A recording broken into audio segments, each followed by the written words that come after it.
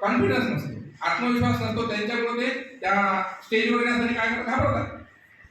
काही मोजके बोटावर मोजण्या इतके विद्यार्थी येतात आणि ते पुढे जातात.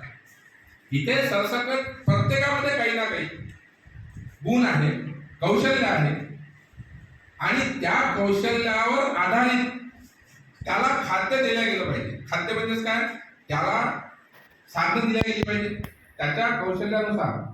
आतापर्यंत एक व्यवस्था होती, शिक्षण व्यवस्था, आपल्या सगळ्यांना माहिती आहे.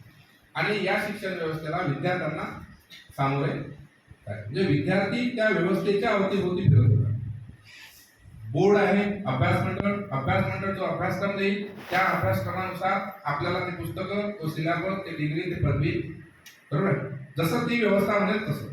आता व्यवस्थेला विद्यार्थ्याभोवती फिरावं लागेल. इतका मोठा ट्रिमेंडस बदल या राष्ट्रीय विद्यार्थी जे मागेल व्यवस्था काय, तशा पद्धतीचं शिक्षण, ज्या शिक्षणामध्ये माझी आवड आहे, ज्या शिक्षणामध्ये माझी रुची आहे, ज्याचं कौशल्य माझ्यामध्ये आहे, त्या कौशल्याला भरभराट, त्या कौशल्याची त्याची एक स्कोप या राष्ट्रीय शैक्षणिक धोरणामध्ये आपल्याला दिसून येतो.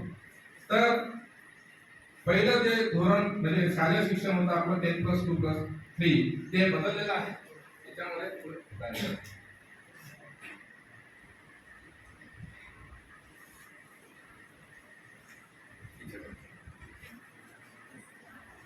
हे बघा, पूर्वी तुम्हाला पहिलं जे 4 टप्पे आहेत त्याच्यामध्ये आता जो अस्तित्वात असलेला जो आपला स्तर आहे किंवा अभ्यासक्रम आहे तो आहे जो बालवाडी म्हणतो आपण, KG1 KG2, वयाचं फक्त 4 ते 6, बरोबर, 4 ते 5, 5 ते 6 असे